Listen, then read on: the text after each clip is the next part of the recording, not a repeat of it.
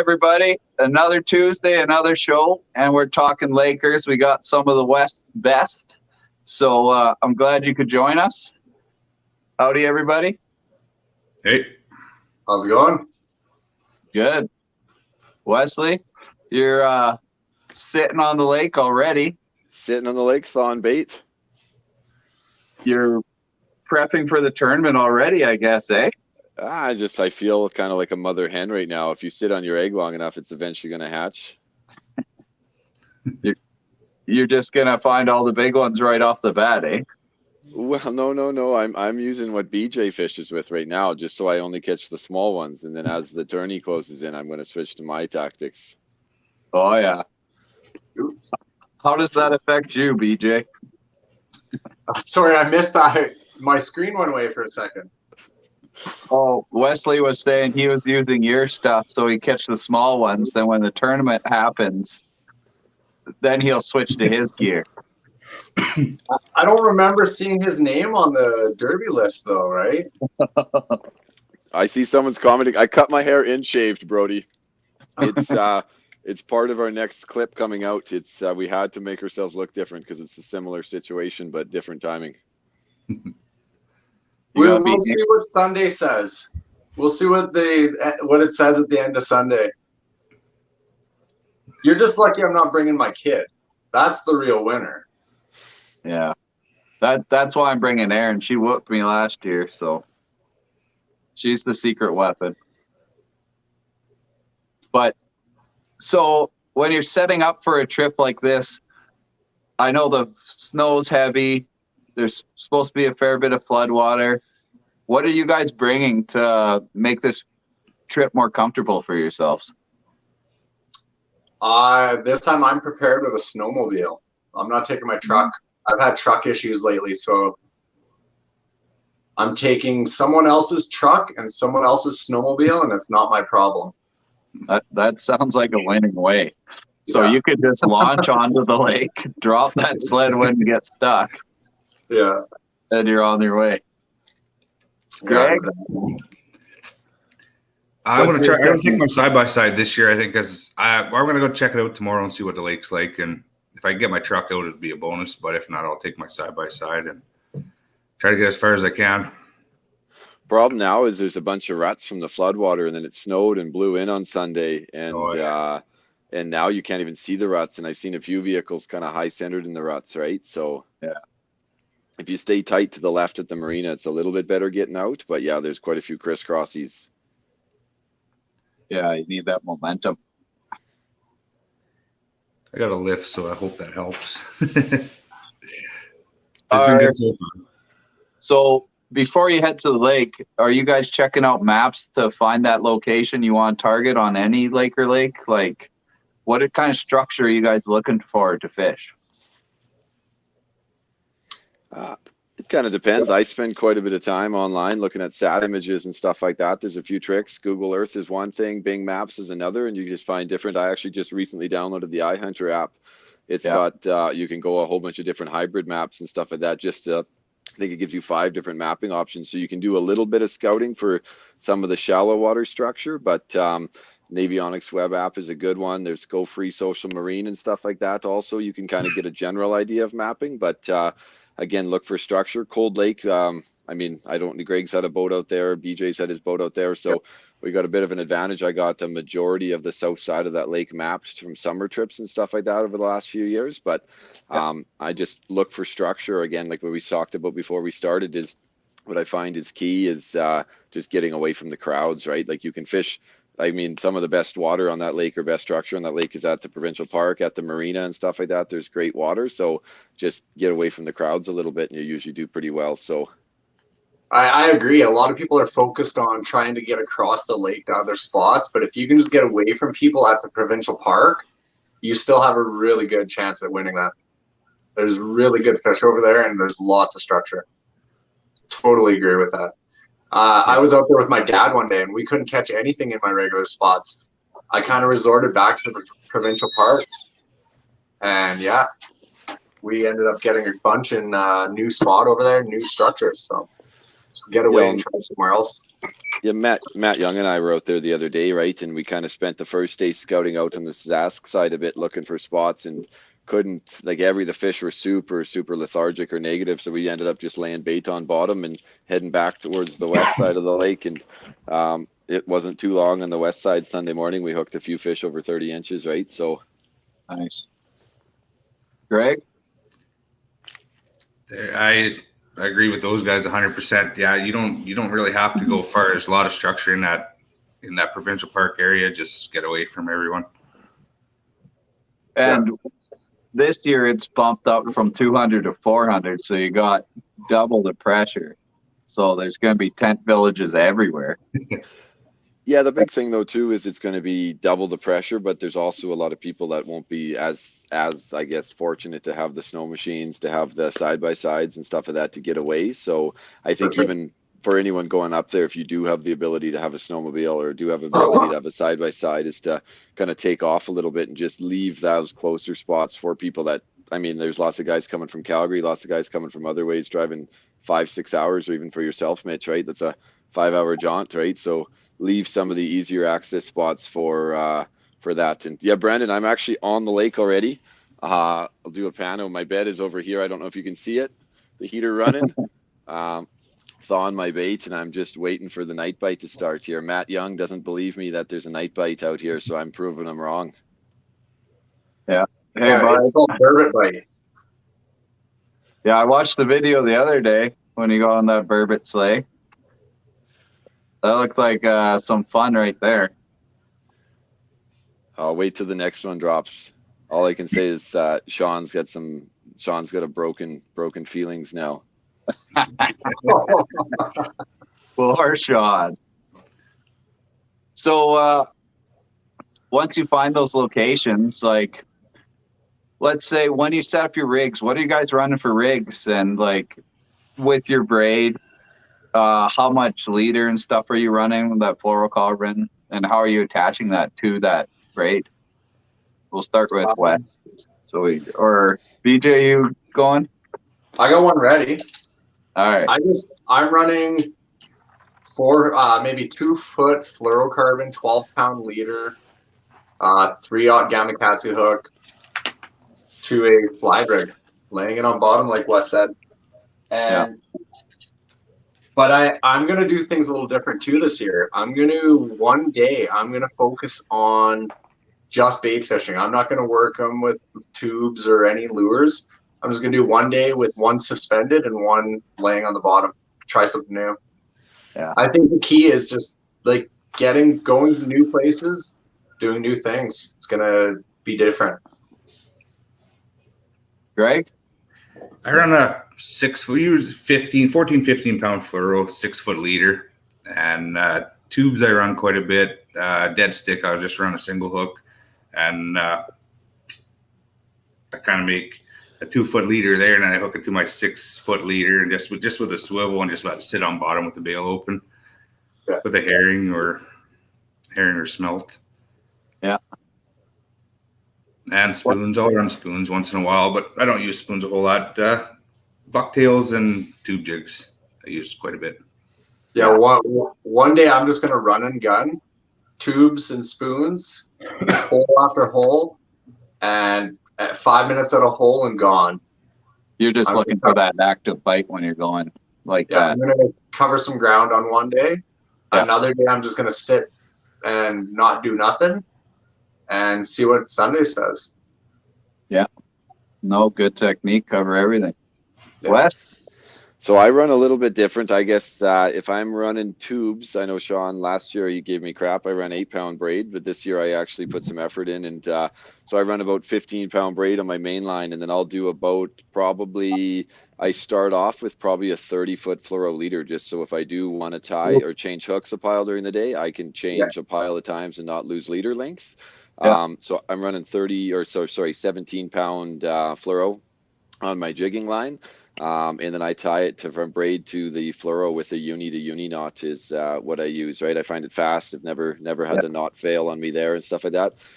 You can run a blood knot. The unis are a little bit big going into your eyelets and coming through the reel and stuff like that. So I got that. As for the bait rod and stuff like that, so to add to what BJ said a little bit, so what most people don't realize is that, or you just don't really think about it, is that fluorocarbon sinks where mono will float. So on my bait rods and stuff like that, I'll actually run about a 30-foot mono leader for the mono leader, and then that my line is actually still going to stay suspended in the column.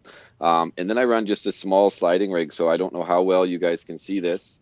I got a small 3-ounce weight, couple beads, snap swivel, and then from that I run about a foot and a half, maybe 18 to 20 inch leader, fluorocarbon leader, and then an actual very small, again, Matt Young doubted me, very small bait hook, and then just snout hook a large sucker, large herring and stuff like that, and then just kind of sit back and wait, leave your bail open on your rod.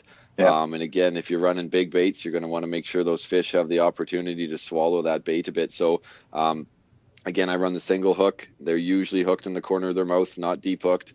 Again, if they are deep hooked, this is one time where I will run a low quality hook. So I'm not running Gamoose. I'm running cheap hooks that I get at Canadian Tire, Eagle Claws. That way, if I do break off, or if I do kind of have to cut a hook off inside a fish, these hooks will rust out in a couple of weeks versus like a high quality look, which will be there for ages, right? So it's what I kind of do to protect the fish. So, and then again, like Greg said, I'll run tubes, just tap bottom, 1/2-inch taps, tap, tap, tap. And that's what I'll usually run for kind of rods. Yeah. I don't plan on losing any. Don't plan on. Oh, BJ. Somebody's asking about leader, Seagar. Yeah, I run Seagar as well. I'm gonna mix you guys up a little bit here. I got my bait bag next to me. I'm a sucker for the new. Actually, for anyone who watches our videos, I found this in a gas station parking lot. I'm looking for a sponsor. It stays in my backpack now. I run the Daiwa Fluoro.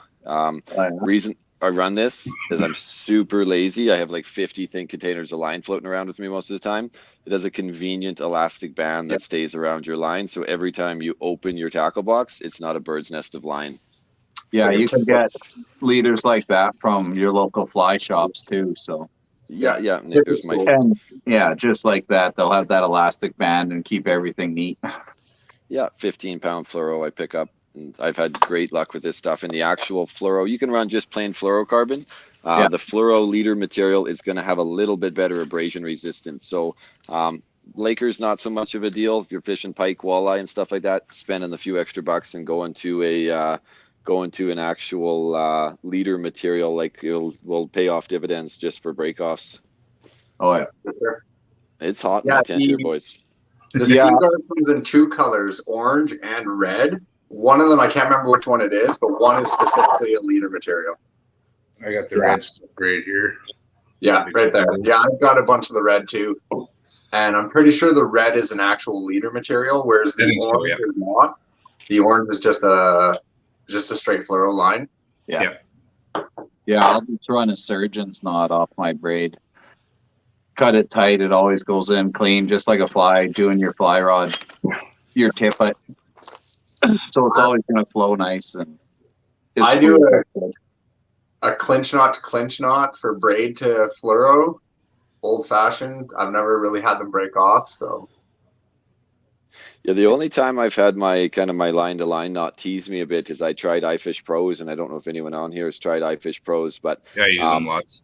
Yeah, I couldn't get my actual knot through like the trigger mechanism, and I actually ended up losing a couple fish due to that, right? So I ended up, like I say, I usually typically use a jaw jacker. Just don't set the trigger assembly up with the jaw jacker, just have it as a rod holder, just bail opened and then just run a bell.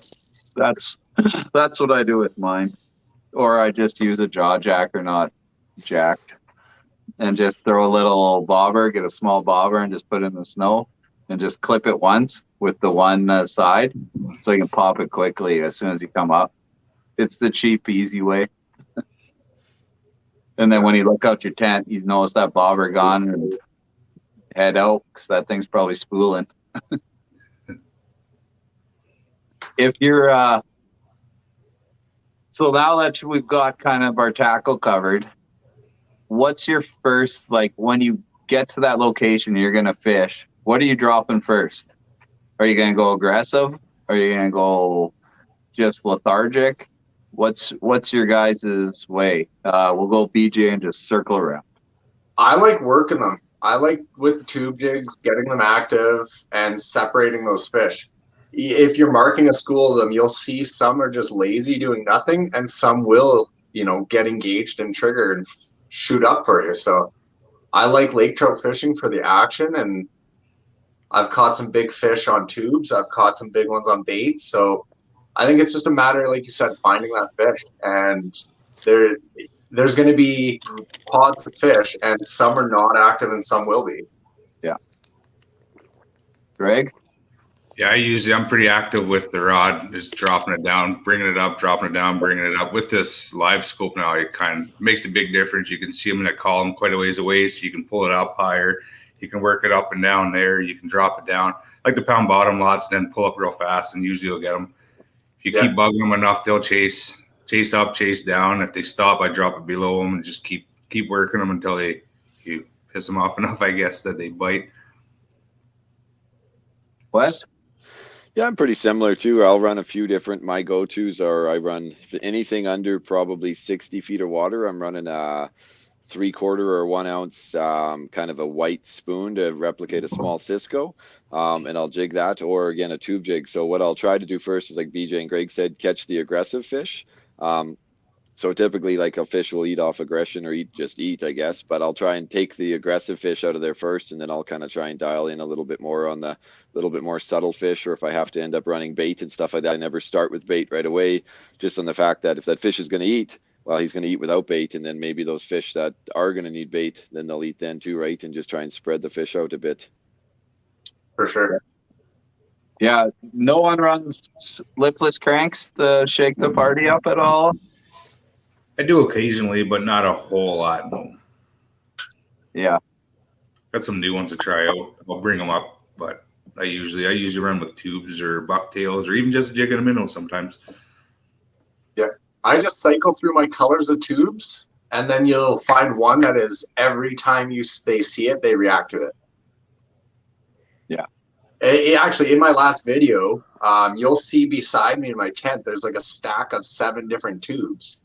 And it's just because I'm cycling color after color just to see which one they're the most hot for. Yeah. And like last time, as soon as I put the purple on, it was every single fish that's seen it ate it.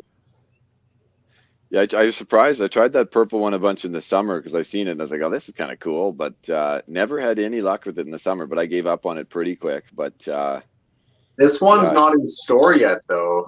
It's a different purple, and it's got different purple, like it's thicker material out of the back. And it's, that one's just, but last trip, I focused more just letting my kid reel them up, so I put bait rods out more. But the first trip, it was dialed in on purple. I'm going to have to turn my heater down, boys. It is, I don't know if you can see me here. I'm turning it down. Wes is dying from the heat. It's hot, and I haven't even started reeling in fish yet. I just seen that comment about chartreuse. I'm just getting these ready right now. Some more TC Motos. Yeah. A lot of smaller ones too. I've been downsizing quite a bit. What length is that one? This is only about a 3-inch actually. A 3-inch. Yeah, they're more like the walleye style ones. Yeah. And here's one that's even a little smaller. This banana color has been doing really well too. Is the banana color going to bring you bad luck though? Oh, my God. I'll be right back. I'm heading out to my toboggan to find my jigs. And my lights will shut up. 1 sec here. Yeah, I got some sweet new ones to try from Hooked Up Fishing Gear. Some glows, scented. a ton of different colors. That was a mix match. Some I pink. think I'll be divorced if I go in that place. You're going purple. Then I Yes. got all the classics too. The TCs, ton of TCs. The pickle's always good. Aaron caught her personal best on the pickles. Yeah, the pickles are honestly they're probably my favorite. Yeah. So I've got 3 different variations of pickle here. They look all similar, but they got different colors of glow in the back. Yeah. What about the Oh. Bondies? Anyone going Bondi? I haven't used Bondies. We were up northern Saskatchewan last year, and they brought some Bondies. We landed some, but those are big draggers on the bottom. These cases are pretty sweet. I don't know. I don't know, BJ. For the tube tamer. Oh, that's sweet. Oh yeah, mine are just all tangled up in a container together. Yeah, these So look this- pretty good actually. This is that purple one, BJ. Never had a pile of luck with. Mine has no pink glow. Well, hold on a second. Oh, this one's got purple. Well, this one's Oh, close. look This at- is maybe. Look at the I got bedazzle. one of these too with the purple. I don't know if you see the color. I don't got any purple. Swing by and I'll give you 2. They work really well. But yeah, this is. I can't even show that one because Matt Young will be upset with me. It's his favorite hook. I've got the 30-pound box of tubes here. It's like I said, I cycle through and then they just find that color that's super hot. Yeah. They all like tube jigs only really work well during the hot bite, and then we've all got a secret lure we go to after, right? Well, that's what we're here for, is to tell it. So this is my spoon. Like if I'm running under probably 60 feet, this guy looks very Cisco-ish. So I guess a big piece for the kind of guys in the show too is match the forage, right? Know what the fish are feeding on in the lake, right? So cold lake is like you're going to be fishing, you're going to see bait balls. Those bait balls are all going to be small Ciscos. So if you're unfamiliar with a Cisco, Google Cisco, check out. Yeah. So pretty much a little bit bigger than this profile, but these jigging spoons, these are about a 3/4 1 ounce P-line Lightning, and I'll rip this sucker too, and it falls fast, and this will pick out the aggressive fish. So, but I Yeah, like so this pull fish those. just shallower. Same here, Wes. These are what saved my day a couple times on Cold Lake. They're kind of like a deadly dick, but with a lot of gold shine to them. Oh, yeah. The gold member. You know what? Sean says bananas are good luck, but they're good luck for him. When I planted bananas in his boat, I skunked. Oh. Amber, I haven't got anything yet, but stay tuned. I got bait on bottom, so that the whole thing is to see if I can catch a laker at night here. Yeah.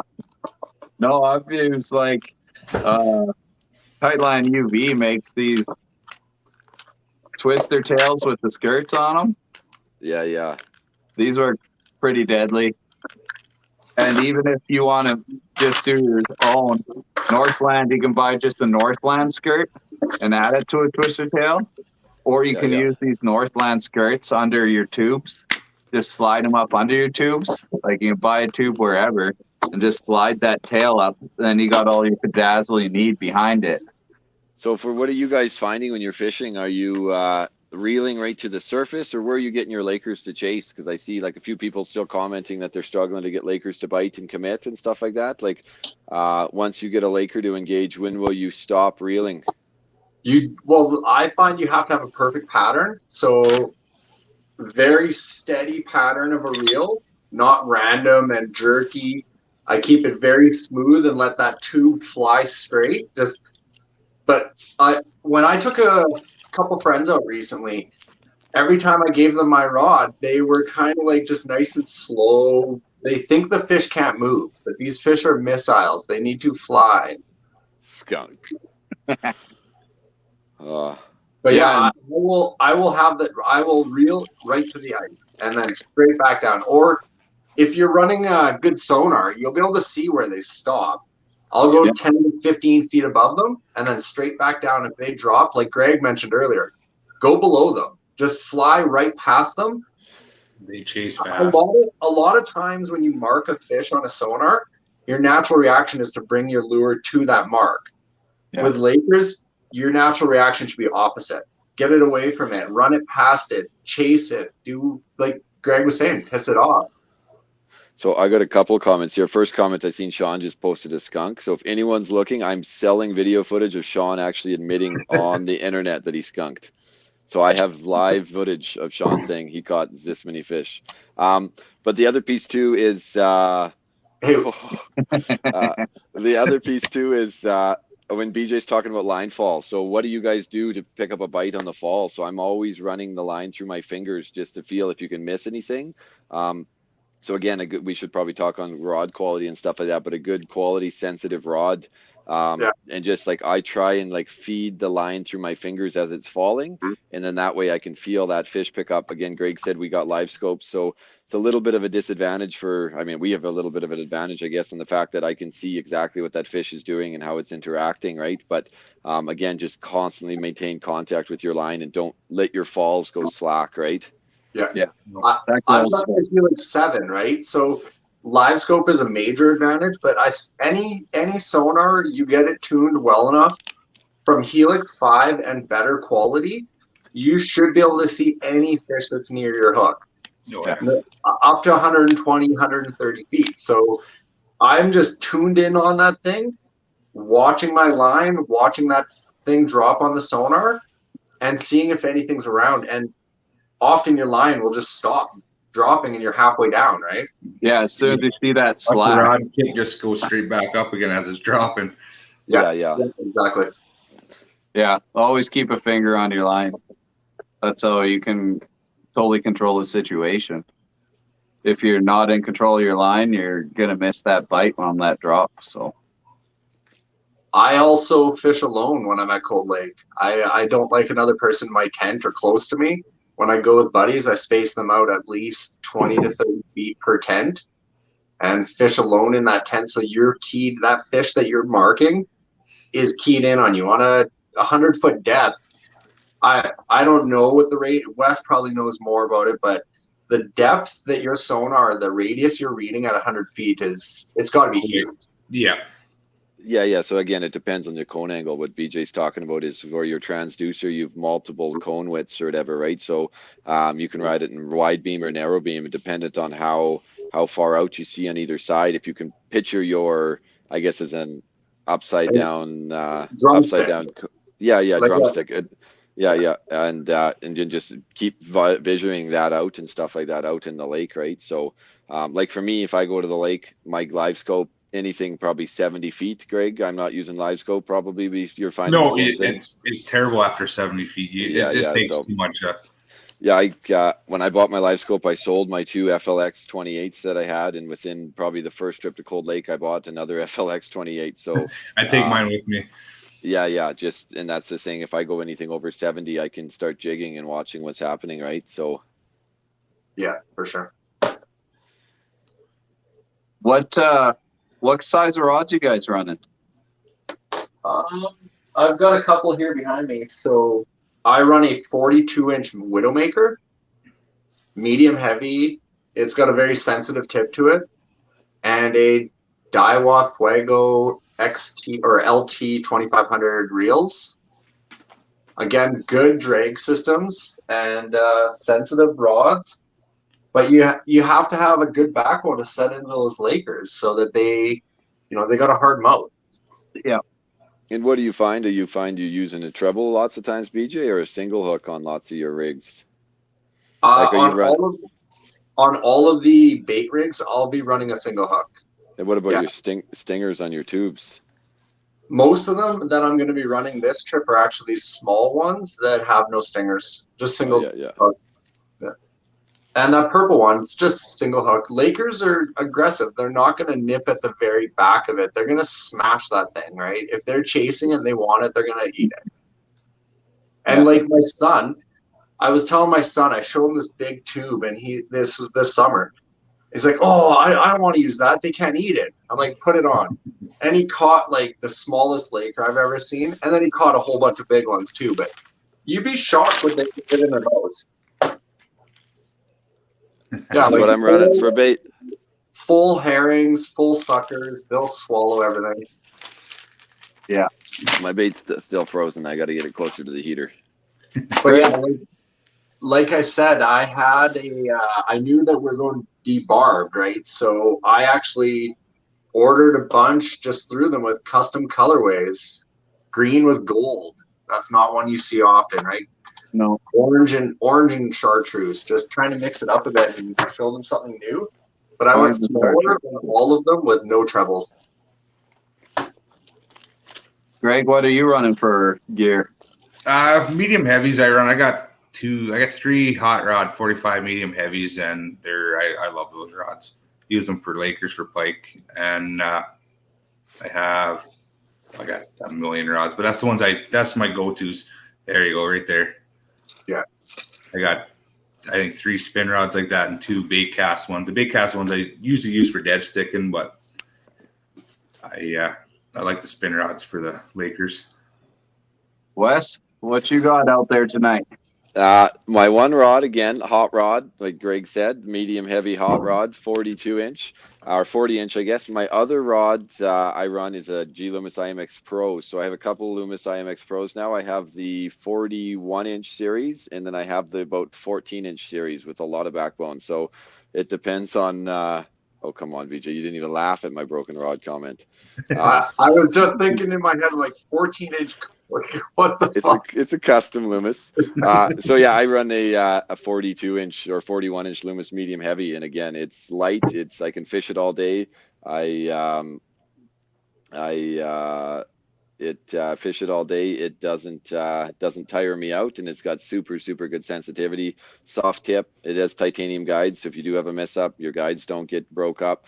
I also find if I'm fishing outside, running and gunning below zero, the titanium guides don't ice up as bad, and if they do, kind of a quick flip of your finger, and they'll free up from the ice. And then I run that in just 2500 series Nasky reels. This is the old series Nasky. My other one has a new series Nasky, and then just 15-pound Power Pro. That's the number one thing I tell people buying a rod is those eyelets. Like, I can easily stick my finger through most of these. They've got to be very large eyelets so they don't freeze up. Especially when you're running, going hole to hole. A lot of people just lazy fish in the tents at Cold Lake, and it doesn't matter. But once you go outside, if you hole hop, you'll find active fish 20 feet away from you, 30 feet away. Definitely. That can be the whole difference. Like, when you're ice fishing, sometimes that one hole can just be the hole that every fish is coming out of. And that's what makes it so crazy.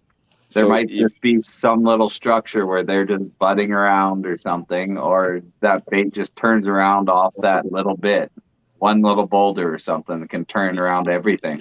Yeah, so we did, I don't know, did you see that clip in the last video there, Mitch, where we were fishing in the Otter, and legitimately I drilled under a foot over. Like, I was getting mad. Sean caught 3 fish. I didn't have anything, so I was starting to kind of get pouty, and he wouldn't give up his hole, so I went and just drilled one over. Like, I could feel me hit bottom and roll off the rock, and I drilled a hole a foot over and started catching fish immediately. They just wouldn't hit right at that rock, right? So again, if something doesn't feel right, again, I also bought a camera this year. Matt and I were out at Lac La Biche, drilled a hole. It was minus 47, and we went camping. We set up and set the tents up, drilled our holes, and we drilled right on top of some underwater trees that had sunk. So we pretty much just went to bed and called it a day. But again, it's a few feet made a huge difference. Definitely. If you're not on fish, move. Like, Exactly. If you're not on them within or marking within half an hour, get the heck out of there. Like, you're wasting your time sometimes for different species. But yeah, and even if you're marking them and they're not committing, just go to a different part of the lake, right? Sometimes it's just like a spooked school of fish, or a school of fish that's feeding on they have a huge bait ball close and they don't need to take artificials or whatever, right? Just put the effort in and move, right? You'll only be as successful as how hard you work. Yeah, for sure. If you don't put in the time, you're not going to get the reward. So. Now we got that covered. Are you guys going to be looking for flats, sitting on drop-offs? Like, what tactic are you going to go in with when you head to a new lake? Are you going to look for that drop-off, or are you going to stay on the flats? When I'm bait fishing, I'm going to be on the flats. I'm going to find a nice flat area, 80 feet of water, not a lot of movement, leave it there. But like I said, my other day, I'm going to be all over. I'm going to be touching everything. Do you think, like in the morning, are you going to stay, you'll probably stay a little shallower, then move out deeper, or are you going to stay in that same area and fish the same structure? I'll probably move around a little bit. And that's another thing when you go out there, make sure you drill your holes from shallow to deep and work that line rather than the lateral with the depth, right? Yeah. So you can find good structure there in almost any edge of that lake and fish, 3 different depths all day. It's full of structure. Greg? Yeah, I like starting in, well, I can't say shallow, but on the flats, and then where a nice drop off is, and just drill right out to, I'd say 90 feet. I usually don't fish much over 90 feet sort of thing. So I'll drill holes right out to there, and you can work it back and forth from different depths from 40, even say 40 to 90 feet within like nice drops. Like our gradual drops aren't bad, and the flats are pretty good, but I like finding that nice drop off where you can work different depths and you're not going too far. Wes? I'm going to throw everyone for a loop, and I'm going to say mid-Lake Humps. I'm going to be looking probably like mid-Lake Humps surrounded by deep water. I've got one I stumbled upon kind of. I just happened to be scouting on my active captain, actually following maps on the active captain, and I seen like a color change up through the middle of the lake from when I was boating. I didn't even notice it. I boated right over a 60-foot flat, and it's surrounded by 200 feet of water. So I spend quite a bit of time fishing that area, right? It's deep to shallow. So my kind of thought process is I'll either fish right on top of the flat or right on top of a hump where kind of the fish come up and over, or I'll fish like halfway up the cliff, either on the bottom or I guess halfway up the cliff, just thinking like you got to be picturing what those fish are doing to their bait down there. They're chasing them into those walls, trying to kind of make them scatter and make them just like confused, or trap them so they can have a chance to catch them, right? So fish in those spots. Yeah, cornering that bait fish. Yeah, just giving them a chance Just to catch funnels. Up. Yeah.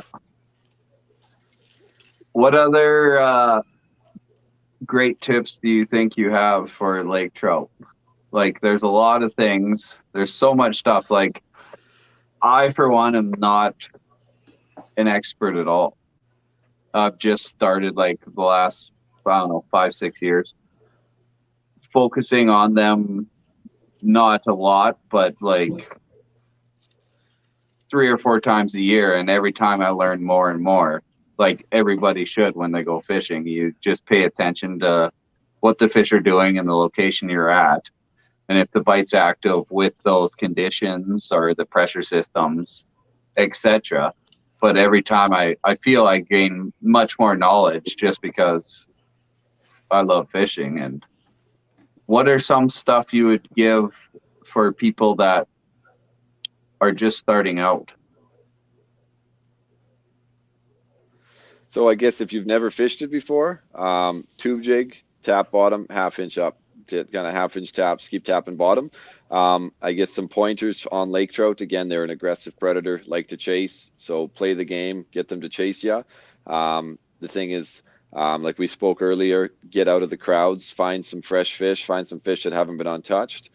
Don't be afraid to try different things. Like one of my most successful hooks that probably only a handful of us in the province even know about for those burbot is something that you would never, ever figure out to use for burbot.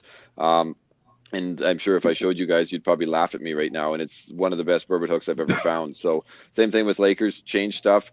I've seen out there before, our buddy Ricky, he's done well. And he was using Sean Hominack and stuff like that. They'll kind of, that Ben showed me small jig heads. And again, that's like last weekend with Matt out at Slave, we had negative bite and switched to small tungstens, right? Like just kind of keep switching it up till you figure. And like you say, monitor the fish, watch the fish, see how the fish are interacting with you, and pay attention to your buddies. Text your buddies. I mean, it's a tournament. We all want to win it, but it's we all want to win it. Ryan, no. We all want to win it, but I mean, we're all out there sportsmen. We all want to help each other too, right? So pay attention to your surroundings, check in with buddies, and just kind of I guess pay attention to the fine details, right? So watch again, if you catch that fish, is he puking up any bait? Is he puking up this? How did he take it? Did he take it on a fall? Did he take it on a rise? Did they take it on bottom? So little things to start. Another piece I do, I always carry some tackle with me. So I've always got forceps. So I fish are on me. If I catch a fish, it's going to be below zero. So again, this is a barbless tournament. So we're kind of caring about the health of the fish, guys. So make sure we're prepared. You got a fish, you got your forceps handy, your pliers are handy. Let's get these fish into heated tents right away. Their eyes are going to freeze, their gills are going to freeze within seconds outside in these temperatures right now. It is going to be minus 11 on the, I think minus 17 I seen on the Sunday or overnight temperatures. Other thing I have is I got nippers on me at all the time. If I got to cut a line, leave a bait, like leave a hook in a fish. And then I've also pretty much every fish I catch, or if I'm tapping bottom a lot throughout the day, I keep a good file in my pocket, and I'll reel up and I'll sharpen my hook multiple times throughout the day, just to make sure when I hang that hook off my thumbnail, I want that hook to actually dig into my thumbnail. So we may only get one chance at a fish during the day. You got to make sure you connect. I agree with the downsizing of that small jig head. So I was having troubles one day, and I called up a buddy, and he told me about these.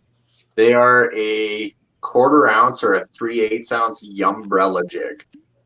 Very strong shanks on them, but super finesse. They fall very, very slow, but strong enough for those lake trout. And that's kind of what I go to when I'm not tube jig fishing.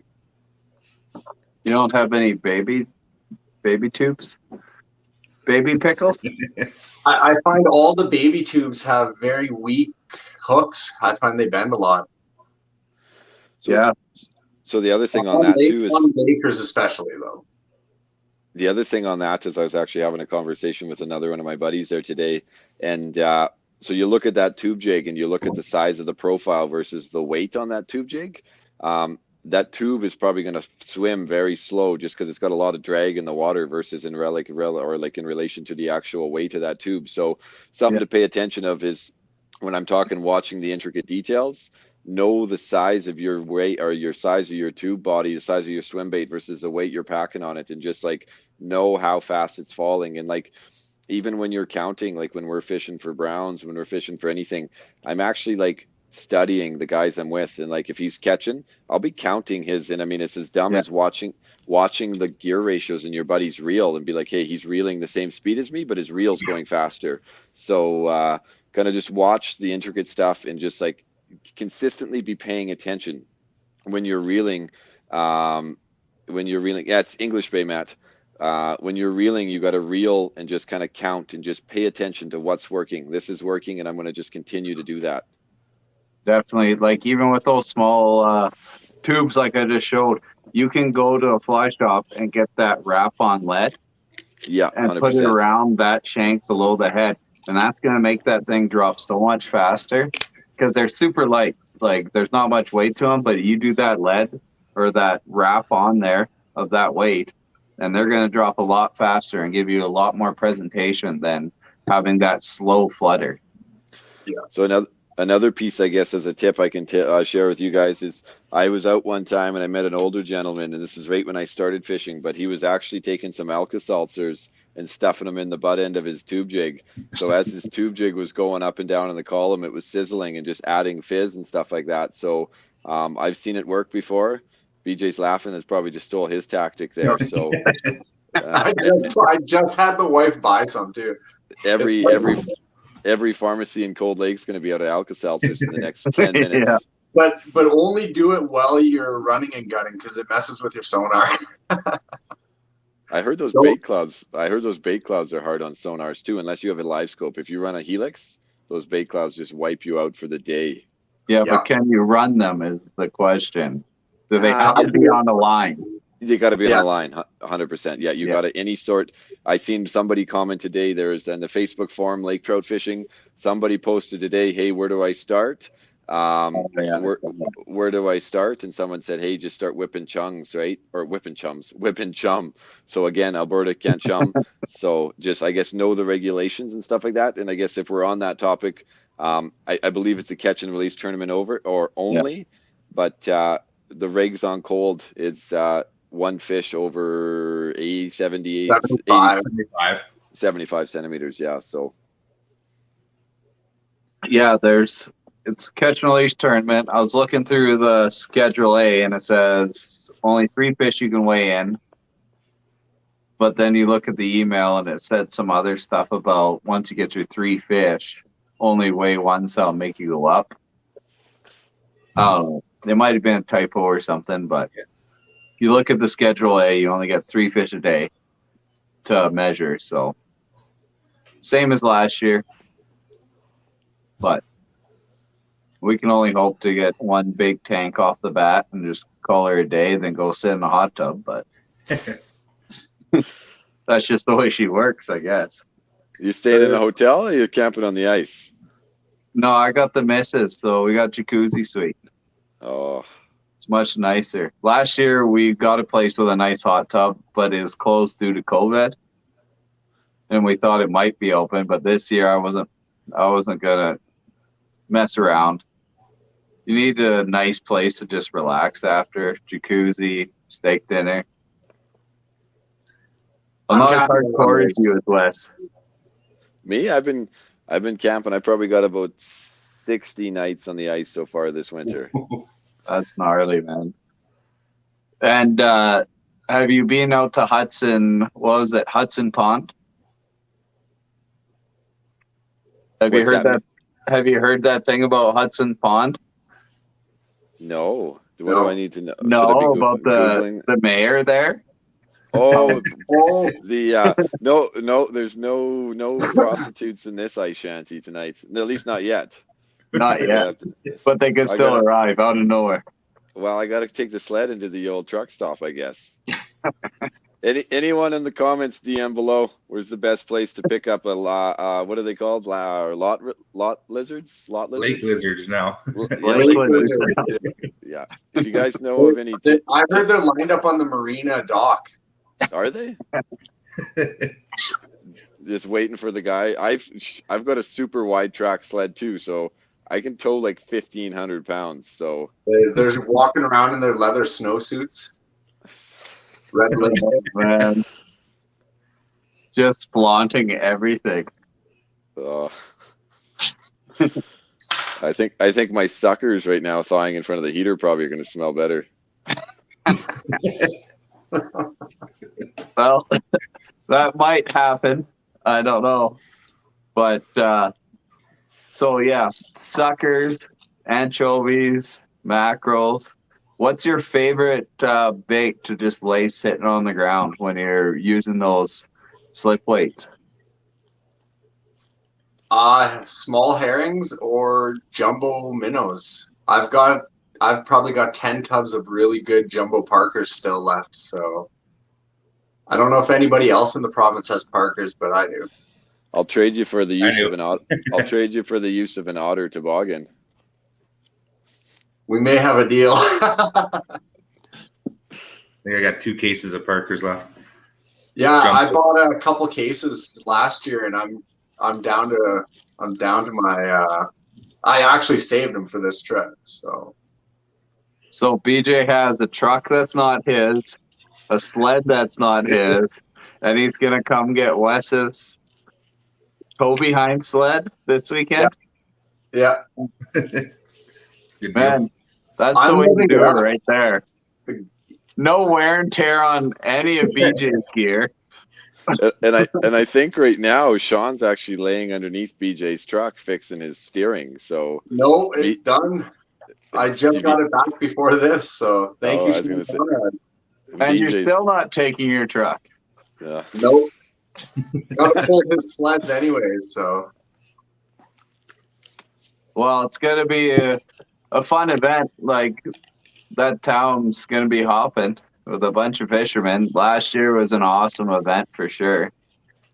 So I And guess, Go I was ahead, just Wes. going to say when you were just talking about a ton of fishermen. So I guess a kind of a note is take a look at the lake when you get there. And when you leave that lake, make sure it looks like when you get there, right? So pack your garbage out, guys. Pack your garbage out. The RCMP are probably going to be out. The fish cops are going to be out. They've still got limited resources. So we were pretty fortunate to have some of the resources that we have available to us. So let's just make sure that we take care of them and make sure that we're respecting our stuff. Yeah, anybody that has sleds, if you can do a quick sweep as you're leaving the lake, be very keen on what you see out there. Bring some extra garbage bags. Yeah. Yeah, for sure. Like if you're having a fire, make sure it's in a contained unit that you can take off the lake to dispose of that firewood and stuff. It always helps because that's just gonna leave something for someone else to hit or make a fucking oops. But yeah, And the other piece I was going to say too is just because I'm imagining we're going to see. I see Matt was commenting on some of those ice heaves that are opening up on English Bay and stuff like that. We should maybe almost start a group on Alberta Fishing Buddies or a group chat on Alberta Fishing Buddies, like Tommy or something, right? If somebody gets stuck or whatever, right? Try and help the guys out around you. Yeah. I mean, it's family day weekend, so it's free fishing weekend, and there's probably going to be a lot of guys that aren't as experienced as us out on the ice, right? And probably do some less than stellar ideas, right? yeah, for sure. I'll have some planks for those ice heaves just in case they start to get sketchy, so you can still make it across if we have to. I know we've ran in this problem on Lake Winnipeg a few times, but it's a big lake, just like Lake Winnipeg, and those things can break open anytime. And it looks like going into the weekend, she's going to be a little windy, so Yeah. just keep an eye on those ice heaves before you cross them. Take a look at them. Get out of your truck. Make sure they look good on that existing trail. Yeah. Don't go over an ice heave if you're not confident on what you know.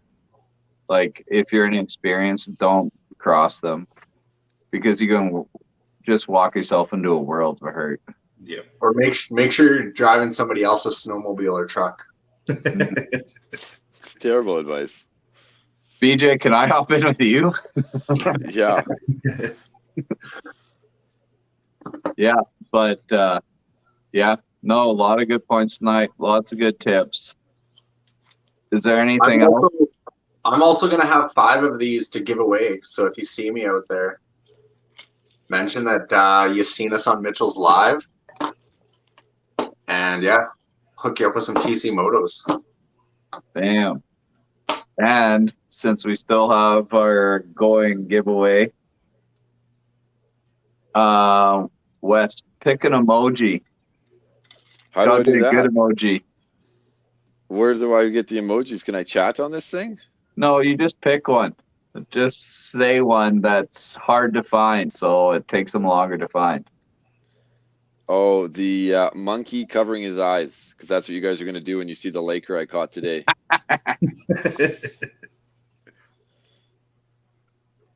And Greg can't compete. I can't compete this time. Oh. Oh, Brendan's got it. Yep. He is the fastest on there, so we'll put you on the list, and I think we have one more week for the prize package. And then, yeah, on to the next prize package next week. Is there any, like, sometimes do you guys fish the troughs? Like the deeper troughs this time of year? Or is that more of a summer thing?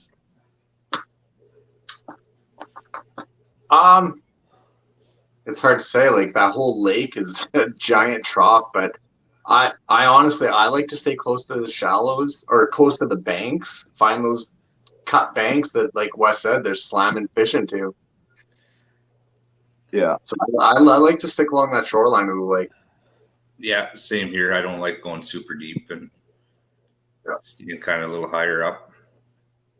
Yeah, I think that's the kind of the advantage of winter is the thermocline, right? You don't have to worry about any thermocline on these lakes. So the Lakers can be anywhere. Someone messaged me the other day looking for advice, and they said, "Man, you'll find fish anywhere from 5 feet to 200 feet in that lake." So I typically will be 40 to 60 is where I set up, and based on activity, I move out from there, right? Yeah. And that's, are you People don't starting? believe you, but when you say it, there's literally just go to the lake, pick your spot past 50 feet, punch some holes, and you'll probably find a Laker. There's Lakers, yeah. Yeah. Yeah. I think it's full of them. As long as there's a drop off there, you're going to get on. Well, Cold Lake's coming up quick. Only 2 days, and she's on. I think there's a lot of people driving a long ways. It's going to be, the town's going to be full of fishermen. But that's good for tourism, good for the town. Good for And the it's going to hookers. be, pardon? Good for the local prostitutes. Well, only if you have an ice shanty. Yeah. If you don't have an ice shanty, you're not getting at any of them. What does an otter classify as? Is this an ice shanty? I think you have to order those girls neon lights. Then they can Yeah, see them yeah. from shore. Then they'll come out faster. Will my Dakota Lithium run that? I bet you. Oh yeah, it has to. And just make sure it's pointed towards town, like a bat signal. Well, then you Of guys are course, gonna see. Marina. You guys are gonna see where I am, though. That's. I see what you're doing here. Hey, You're trying to It's- take it. You're trying to manipulate me into thinking that finding a lady of the night is going to give away my hole. well, you're damned if you do, you're damned if you don't. Kind of deal right there, I think. So I see Matt was looking for predictions on the winning fish. Oh Size yeah. wise? Well, mine. 35, I'm thinking. Yeah. Yeah. So winner last year was 35 inches, I believe, right? Yeah, it was right around there for sure. I think it was 35 something. I'm guessing 34 and a half. I don't think there's going to be as many fish caught as big this year. I was There was- shocked to see 35 inches and a lot of 33s or whatever there was. I was Yeah, shocked yeah. to see a lot of those being posted, like with the I think- pressure the lake had. I think there'll be a 35 for sure, maybe even 36. Who knows? Seen a 36 weather this year already. Yeah, Yeah, there's I've seen one this year. there's a lot of people fishing it. 200 more people in this tournament. Yeah. Yeah. Yeah. What's your guys' biggest Lakers out of cold? Mine's 33 like and a quarter. 31, I think. 31's my biggest. Around 30. Yeah, I think it was 31. That's my biggest. I got that slob this summer, 33 and a quarter. That's a nice one. I don't even know. I never measured them. We're doing TV stuff, so Yeah. Yeah. who knows? But that was my best. I think we were with Greg Oh, yeah. through Yeah. that time. We caught some nice ones that trip.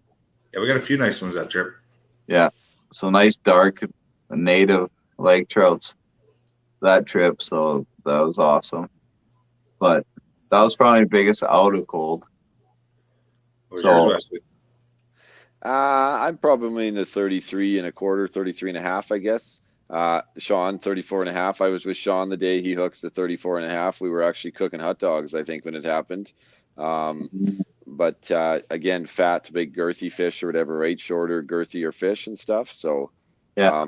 it's not the fishery it was 10 years ago, 15 years ago. I've seen some crazy No. monsters come out of there, right? But I know personally now, I mean, Cree's next on my bucket list, trying to get a 50, I guess, right? So That'd be ridiculous. I got just over a 40 this year, and I was super pumped. But yeah. Well, yeah, like a couple years back, Lake Athabasca, right? 44 inches we were getting, but they were so skinny midwinter, they were 24 pounds. So gotta go up north and see if we can get a fatty. yeah, no, that'd be gnarly. There's a lot of good deals this year too. Same as last year with the borders. Don't know what's happening, kind of. You can get some great fishing trips still for a premium price, pretty much. I've heard they've had a lot less pressure these last 2 years too, right? So fishing's gone up. And you can get some great deals on a lot of those places up there. Like a lot of people drop their wage just a little, like the price, just to try to get people up there. Because everybody was from Canada pretty much last year and the year before. So they're doing other packages to get you up there, like quad-in trips.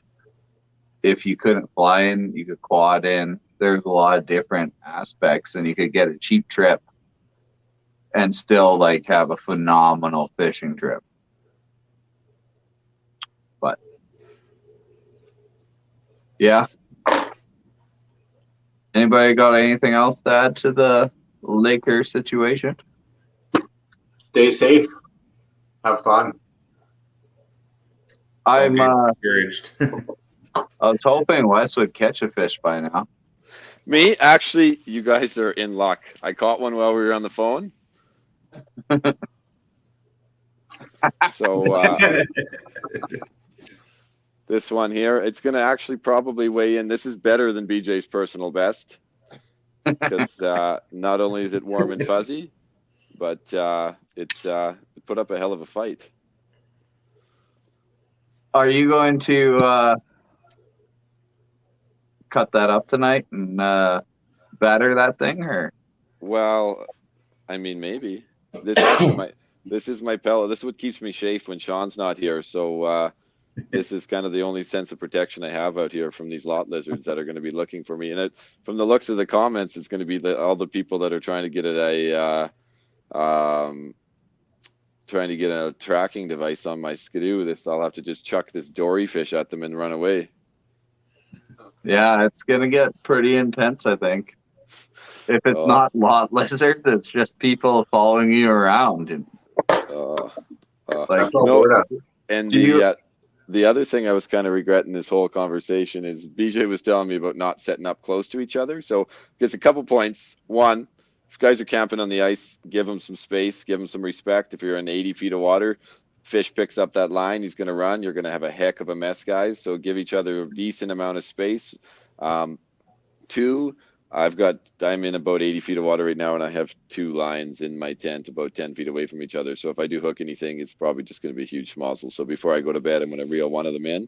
But I'm kind of glad I didn't catch anything right now because I probably would have had a mess on the phone. But yeah, that's kind of a point, is give each other space, kind of respect each other's stuff and stuff like that. And like you said, the wind forecast. So just, I guess, use caution setting your tents up, put some anchors in your tent before you start to assemble and stuff like that. Anchor one corner and then start to pop up from that and anchor as you go. Kind of go from there. Yeah, for sure. Open your vents. Use your fans if you guys have them. I no longer have one. Use your what? Your fans. Yeah. Oh, yeah. So if it's 4 a.m, don't probably pull a hurricane move on BJ because he doesn't wake up. He's not a friendly waker upper, I guess. And I guess here's another few points. I don't know if can I flip my camera around, or I can just shut it off. I have settings here. Camera. No, it's just me really close. So I guess here's a few pointers, I guess. So as you can see, I have some ice cream in here. I've got my floor mats out. So again, I don't try and stay in one spot for multiple nights so I don't have freezing issues. There isn't a whole pile of fresh snow on the lakes and stuff like that. So if we're burying our tents in for camping and stuff like that, don't use wet slush. You're going to have a heck of a time in the morning. If you have to, drill some holes, collect the snow from those holes, but in the morning finish punching those holes through so they fill up with water and freeze in so guys don't break their legs in them. But that's kind of the big thing. So yeah, that's a really good point, because I've had to do that before on glare ice and windy and you want to protect your skirt. Go away, drill some holes, fill your sled, bring it back, and do your skirt like that. But like Wes said, punch those holes so they're not just left empty. Yeah, cover them when you leave. Just because you'll get that quick ice freeze and it'll give some substance to that ice there so no one goes through it the next day. But I think that's a night. Everyone's pumped for Cold Lake this weekend. It's going to be one heck of a tournament. There's going to be a ton of people up there. I'm sure we're going to have a beer or two with somebody's. And yeah, good luck, everybody. You guys stay on after. We'll have a chat. And yeah, be safe out there this weekend. And have a good weekend, everybody.